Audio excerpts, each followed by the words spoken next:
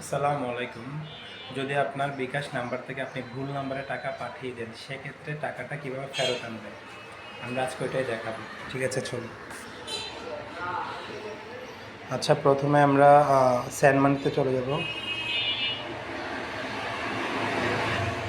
এখান থেকে আমরা একটা ভুল নাম্বারে টাকা পাঠাবো।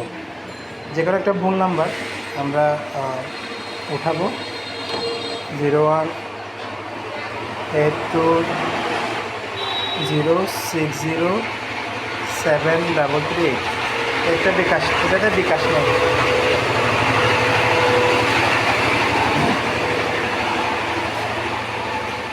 এই নাম্বারটাতে বিকাশ নেই, তারপরেও অনেকে আমরা না থাকা সত্ত্বেও আমরা টাকা পাঠিয়ে দিই।